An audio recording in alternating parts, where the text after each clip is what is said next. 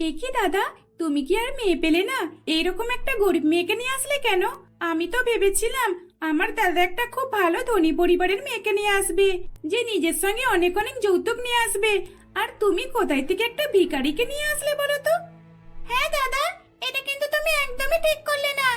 আমি তো ভেবেছিলাম এই বাড়িটা পুরো ভর্তি হয়ে যাবে, কিন্তু এই যে দেখছি একটা কানাকড়িও নেই। আমাদের এত বড় বাড়িটা পুরো ফাঁকাকে ফাঁকাই রয়ে গেল। বৌদি, তোমার মা বাবা কি বলো তো, তোমাকে এরকম ভাবে খালি হাতে পাঠিয়ে দিল? এইভাবেই সেদিন পায়েল আর পল্লবী তার গরিব বৌদিকে অপমানের উপর অপমান করে যাচ্ছিল। আসলে ঠিক কি হয়েছিল? পায়েল পল্লবী তার বৌদির সঙ্গে কেনই বা এরকম ব্যবহার করছিল? তার বৌদির দোষটা কি ছিল? চলুন তাহলে বিস্তারিত ঘটনা জানতে হলে পুরো ভিডিওটা দেখে নেওয়া যাক। সুভাষ তার 3 বোন পায়েল, পল্লবী এবং পারমিতাকে নিয়ে সুভাষ তার এক বন্ধুর বিয়েতে এসেছিল। গ্রামে এসে দেখে যে চারিদিকে অনেক সুন্দরী সুন্দরী মেয়ে, তাই তারই মধ্যে ছিল এক গরিব মেয়ে যার নাম ছিল সন্দীপা। সন্দীপা গরিব হলেও তাকে দেখতে সুন্দরী ছিল, তাই সেটা দেখে সুভাষের পছন্দ হয়ে গেছিল।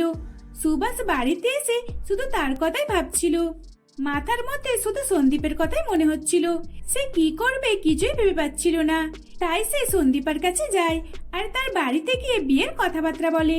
সুভাষ কোনো যৌতুকের কথা তোলে না, তাই সন্দীপার মা বাবা তাকে কিছুই দেবে না বলে ঠিক করে, কারণ তাদের কাছে যৌতুক দেবার মতো কিছুই ছিল না। এইভাবেই দেখতে দেখতে বিয়ে হয়ে যায়। বিয়ে করে যখন সুভাষ সন্দীপাকে বাড়িতে নিয়ে আসে, তখন খালি হাতে এসেছে দেখে তার 3 ননদ তাকে কথা শোনাতে থাকে। দাদা, এটা কিন্তু তুমি ঠিক করলে না। আমরা তো ভেবেছিলাম আমরা 3 বোনই তোমার দেখে শুনে বিয়ে দেব, অনেক ধনী বৌদি নিয়ে আসবো, কিন্তু এ কি, তুমি এইরকম একটা গরিব ভিখারি মেয়েকে নিয়ে আসলে, যে কিনা খালি হাতে চলে আসলো, আমাদের জন্য কিছুই নিয়ে আসলো না, আর যৌতুক তো দূরের কথা। তার 3 বোনের মুখে এই কথা শুনে সুভাষ সেদিন কিছুই বলে না। দেখতে দেখতে সেই দিনটা কেটে যায়। আসলে সুভাষের কাজের চাপ অনেক ছিল, তাই তাকে প্রায় বাড়ির বাইরে থাকতে হতো। আর এদিকে সুভাষ বাড়িতে থাকতো না বলে সুভাষের 3 বোন সন্দীপার উপর অত্যাচার করে যেত। এমনই একদিন, এই যে আমার মহারানী বৌদি, তাড়াতাড়ি রান্না করে গিয়ে থালা বাসনগুলো মেজে ফেলো, ঠিক আছে? আর হ্যাঁ, আমরা বাথরুমে অনেক কাপড় চোপড় রেখে এসেছি, ওগুলো কেচে দিয়ে শোকাতে দিয়ে দেবে। আর তাড়াতাড়ি খাবারটা বানিয়ে দাও, আমরা আর কতক্ষণ ধরে বসে থাকবো? দেখ না, যেন কোথা করে মহারানী এসে গেছে। এত দেরি করে ঘুম থেকে উঠেছি, তুমি তাড়াতাড়ি উঠতে পারো না? তুমি তো জানো আমরা সকাল সকাল উঠে পড়ি। আর তুমি কোথা করে মহারানী বলো তো, যে এত দেরি করে ঘুম থেকে উঠছো? তাহলে বাকি কাজগুলো কে করবে? আমরা করব নাকি? আমাদেরই যদি সব কাজ করতে হয়, তাহলে আমরা তোমাকে কিসের জন্য নিয়ে এসেছি? এই বাড়িতে আমরা তোমাকে বৌদি বলে মানি না, এই বাড়িতে তুমি হলে আমাদের কাজের মেয়ে। দেখো, তোমরা আমার সঙ্গে কেন এরকম ব্যবহার করছো?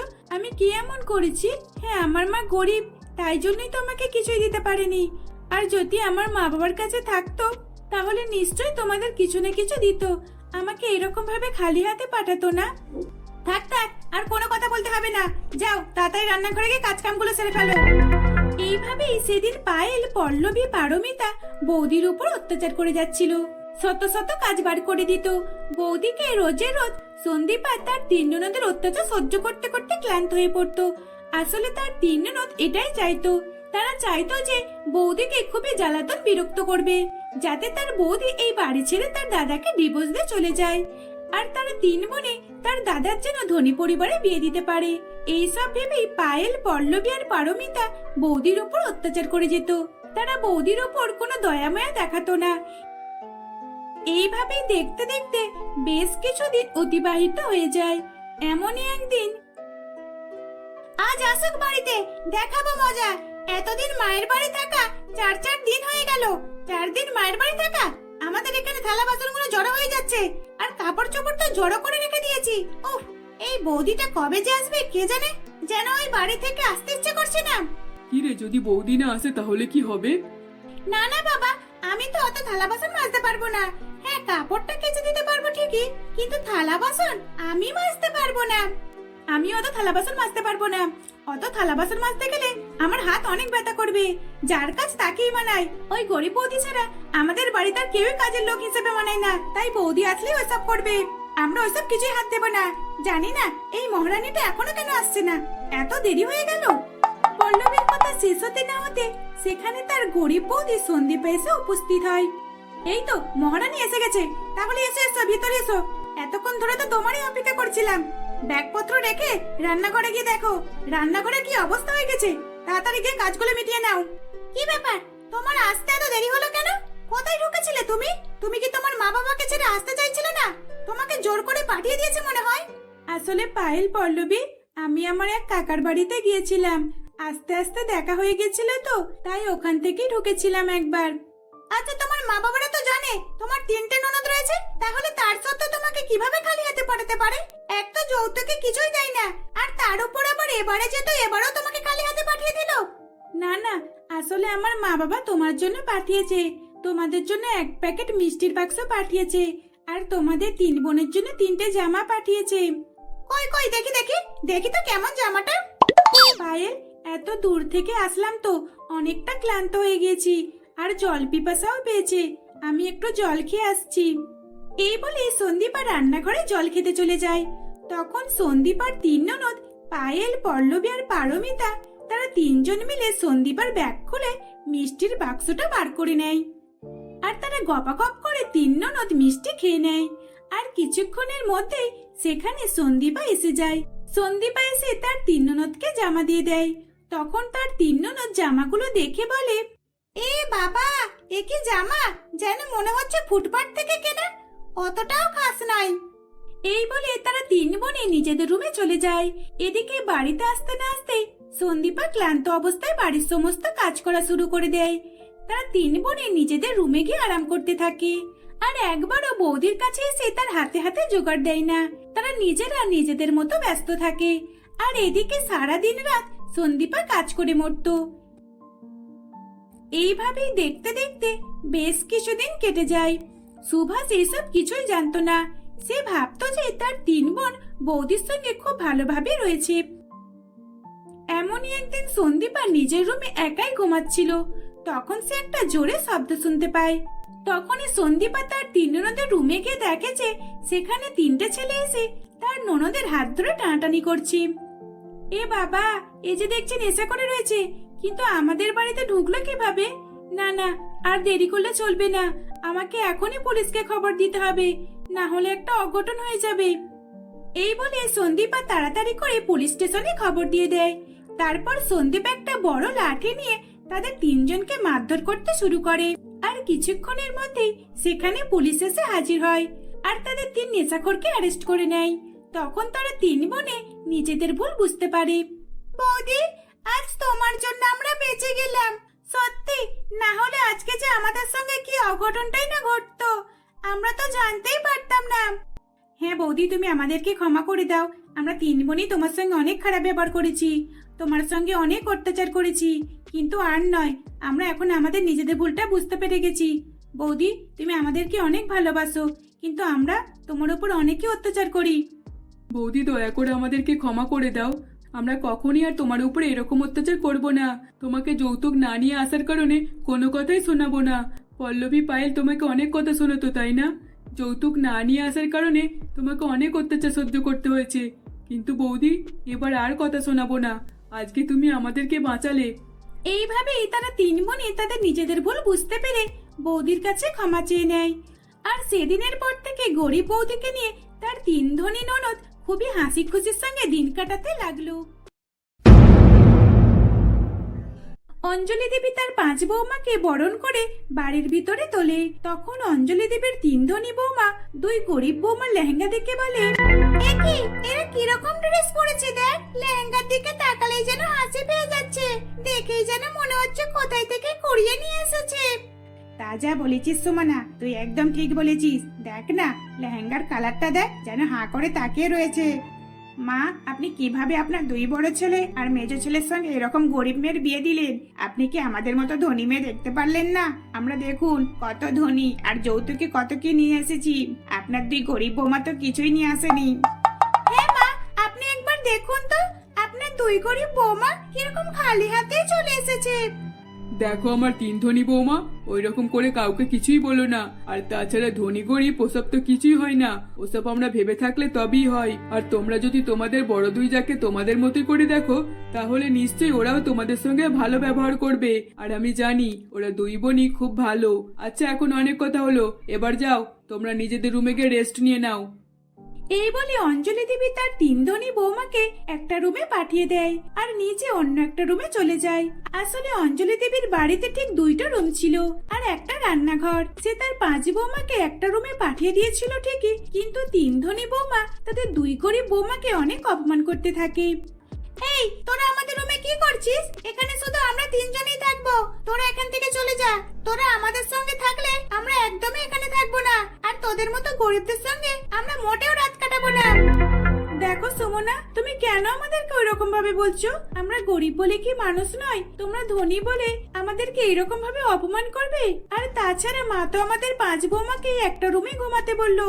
আসলে এই বাড়িতে তো মাত্র দুটো রুম, আর তোমরা যদি আমাদেরকে বাইরে পাঠিয়ে দাও তাহলে আমরা কোথায় থাকবো বলো? দেখো, তোমরা যেতে পারো থাকবে যাও, রান্নাঘরেও তো থাকতে পারো, যাও ওখানে গিয়ে থাকো। আমাদের সঙ্গে আমরা কোনো মতে তোমাদেরকে থাকতে নেব না, ঠিক আছে? তোমরা গরিব ভিখারি, আর তোমাদের রান্নাঘরেই মানায়, এখানে আমাদের সঙ্গে একদমই মানাবে না। এইরকম ভাবে অপমান করে সুমনা আর বাকি দুই ধনী বৌমা গরিব দুই বৌমাকে রুম থেকে বার করে দেয়। তখন গরিব দুই বৌমার কিছুই করার ছিল না, তাই তারা বাধ্য হয়ে রান্নাঘরে চলে আসে আর সেখানে বিছানা করে শুয়ে পড়ে। তখন দুই গরিব বৌমা একে অপরের সঙ্গে কথা বলতে থাকে। দেখেছিস পাপিয়া, ওরা তিনজনই ধনী বলে আমাদেরকে রুম থেকে বার করে দিল। আচ্ছা, আমাদের কি রুমে শোয়ার কোনো অধিকার নেই? আমরাও তো এই বাড়ির বৌমা, তাহলে আমরা কেন রুমেতে শুতে পারি না? আমরাও একদিন ভালোভাবে শোবো, তখন ওরা দেখবে আর জ্বলবে।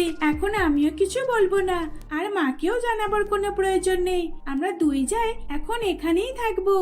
এই বলেই তারা সেদিন রাত্রে রান্নাঘরে ঘুমিয়ে পড়ে।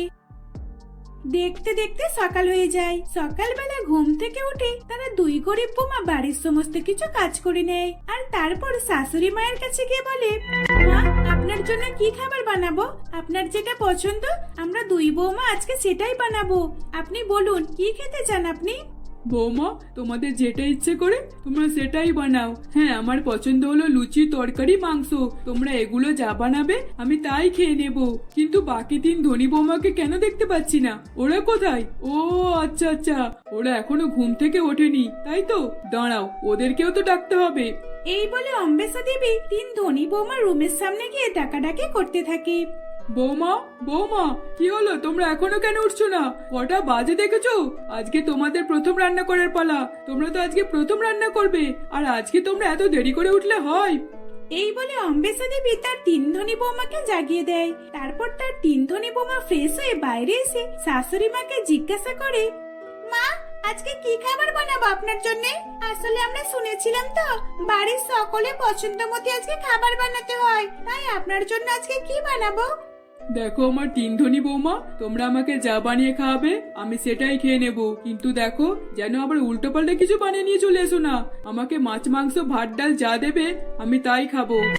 শাশুড়ি মায়ের কথা মতো তার পাঁচ বৌমা রান্নাঘরে আসে এবং বাকি তিন বৌমা দুই বৌমাকে বলে, দেখো আমাদের রান্না করা হয়ে গেলে তারপরে তোমরা রান্না করবে। আমাদের প্রচন্ড গরম হচ্ছে, এখানে আমরা বেশিক্ষণ থাকতে পারবো না, তাই আমরা কিছু একটা যাই হোক বানিয়ে মাকে খাইয়ে দেব। ভালো মন্দ বেশি বেশি খাবার বানানো আমাদের পক্ষে সম্ভব নয়, এত গরম সহ্য করে আমরা একদমই খাবার বানাতে পারবো না। এই আমি বরং ম্যাগি বানিয়ে নিচ্ছি, আর তোরা দুইজনে একটা যাই হোক ছোটখাটো একটা বানিয়ে নে, যেটা খুব কম সময়ের মধ্যে হয়ে যাবে। এই বলে তারা তিন বৌমা একজন ম্যাগি, একজন পাস্তা আর একজন চাউমিন বানিয়ে শাশুড়ি মায়ের কাছে নিয়ে চলে যায়। আর এদিকে বাকি দুই গরিব বৌমা রান্না করতে থাকে। তার শাশুড়ি মায়ের পছন্দ মতো রান্না করে। অত গরম সহ্য করেও তারা রান্না করে সুস্বাদু খাবার রান্না করতে থাকে। আর এদিকে চাইনিজ খাবার খেয়ে শাশুড়ি মা অম্বেষা দেবী প্রচন্ড রেগে যায়। এ কি বৌমা, তোমরা এসব কি খাবার বানিয়ে নিয়ে এসেছো? কি করব বলুন, গরমকালে তো রান্নাঘরে গরম সহ্যই করা যাচ্ছে না, রান্নাঘরে এক মুহূর্ত থাকতে পারছি না, তাই আমরা এরকম খাবার বানিয়ে নিয়ে আসলাম। অত গরম কি সহ্য করা যায় বলুন? যাও, এসব খাবারগুলো নিয়ে চলে যাও, আমি এসব খাবার কিছুই খাবো না। এই বলে অম্বেষা দেবী তার তিন ধনী বৌমার খাবার সরিয়ে দেয়। তারপর দেখে যে বাকি দুই গরিব বৌমা অম্বেষা দেবীর পছন্দ মতো খাবার নিয়ে আসছে। সেই খাবারগুলো দেখে অম্বেষা দেবী অনেকই খুশি হয় এবং খুবই তৃপ্তির সঙ্গে সেই খাবারগুলো পেট ভরে খেয়ে নেয়। আর বাকি দুই গরিব বৌমাকে বলে, খুবই সুস্বাদু হয়েছে বৌমা, তোমাদের দুইজনের হাতের খাবার আমার অনেক পছন্দ হয়েছে। দেখো আমার তিন ধনী বৌমা, এদেরকে দেখে তোমরা কিছু শেখো। তোমাদের মতো কুড়ে নয়, খুব কম সময়ে খাবার বানিয়ে নিয়ে চলে আসলে। আর এদিকে আমার দুই গরিব বৌমাকে দেখো, অত গরমে আমার জন্য গরম সহ্য করে খাবার বানিয়েছে। অম্বেষা দেবীর মুখে এই কথা শুনে তিন ধনী বৌমা রাগ হয়ে যায়। তারপর তারা তিনজনে নিজেদের রুমে চলে যায়। কিছুক্ষণ পর প্রচন্ড গরম হওয়ার কারণে তারা তিনজনে মিলে বাথরুমে স্নান করতে ঢুকে পড়ে। এই এখন আমরা কেউ বাইরে বেরোবো না, যতক্ষণ না ট্যাঙ্কের জল শেষ হচ্ছে ততক্ষণ আমরা তিনজনে কেউ বার হবো না। দেখ, আমরা যদি বাইরে বেরিয়ে পড়ি তাহলে ওরা দুই বৌমা আমাদের থেকেও ভালো করে স্নান করে নেবে, আর আমরা তিনজনই ওদেরকে কোনোভাবে স্নান করতে দেব না। ওরা খুবই প্রশংসা শুনছিল, তাই না? এবার বুঝবে গরমে দাঁড়িয়ে থাকতে কতটা কষ্ট হয়। এদিকে সুমন আর বাকি দুই ধনী বৌমা খুবই মজা করে স্নান করছিল।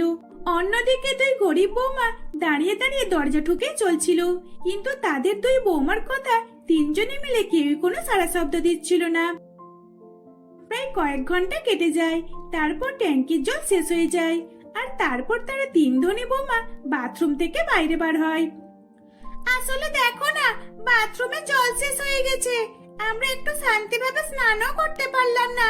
দেখো, এবার তোমরা কিসে স্নান করবে? এই বলে সুমন আর বাকি দুই ধনী বৌমা সেখান থেকে চলে যায়। ট্যাঙ্কির জল শেষ হয়ে গেছে শুনে বাকি দুই গরিব বৌমা চিন্তায় পড়ে যায়। তারা প্রচন্ড পরিমাণে ঘেমে গিয়েছিল, শাড়িটা পুরো ভিজে গিয়েছিল। ওই রকম অবস্থায় তারা কিভাবে থাকতো? তাই তারা প্রতিবেশীর কাছ থেকে এক বালতি জল চেয়ে নিয়ে আসে, আর সেই জলেতে তারা দুই গরিব বৌমা স্নান করে নেয়। এইভাবেই দেখতে দেখতে আরো বেশ কিছুদিন অতিবাহিত হয়ে যায়। এমনই একদিন অম্বেষা দেবী তার দুই গরিব বৌমার কষ্ট বুঝতে পেরে একটা এসি কিনে নিয়ে আসে, আর সেই এসিটা নিজের রুমে লাগিয়ে নেয়। আর দুই গরিব বৌমাকে বলে, দেখো বৌমা, আমি রুমে এসি লাগিয়ে দিয়েছি, এবার থেকে এখন এখানেই তোমরা থাকবে। তোমাদের রান্নাঘরে শোবার আর কোনো প্রয়োজন নেই, ঠিক আছে? কিন্তু মা, আমরা এভাবে এত বড় রুমে দুইজন থাকবো? না না, এটা কোনোভাবেই আমরা মানতে পারবো না। দেখুন মা, আপনি এত গরমে বাইরে থাকবেন, এটা তো আমরা কোনোভাবেই দেখতে পারবো না। আমরা শান্তিভাবে ঘুমাবো, আর আপনি বাইরে গরম সহ্য করবেন? আপনিও আমাদের কাছে এখানে থাকবেন? শাশুড়ি মা দুই গরিব বৌমাকে এসির হাওয়া খাওয়াচ্ছিল দেখে তাদের তিন ধনীর বৌমা খুবই হিংসা হচ্ছিল, আর তখন তারা নিজেদের ভুল বুঝতে পারছিল। দেখেছিস, যদি আমরা ওদের সঙ্গে ভালো ব্যবহার করতাম আর আমরাও যদি শাশুড়ি মাকে খুশি করতে পারতাম, তাহলে হয়তো শাশুড়ি মা আমাদেরও রুমে একটা এসি লাগিয়ে দিত। সত্যি, এখানে তো আমাদেরই দোষ, আমাদেরই ভুল হয়েছে। চল, এবার আমরা তিনজনে মায়ের কাছে গিয়ে ক্ষমা চেয়ে নিই। এইভাবে তিন ধনী বৌমা শাশুড়ি মা এবং দুই গরিব বৌমার কাছে ক্ষমা চেয়ে নেয়। সেদিনের পর থেকে তারা পাঁচ জায় মিলে হাসি খুশিতে শাশুড়ি মাকে নিয়ে বসবাস করতে থাকে।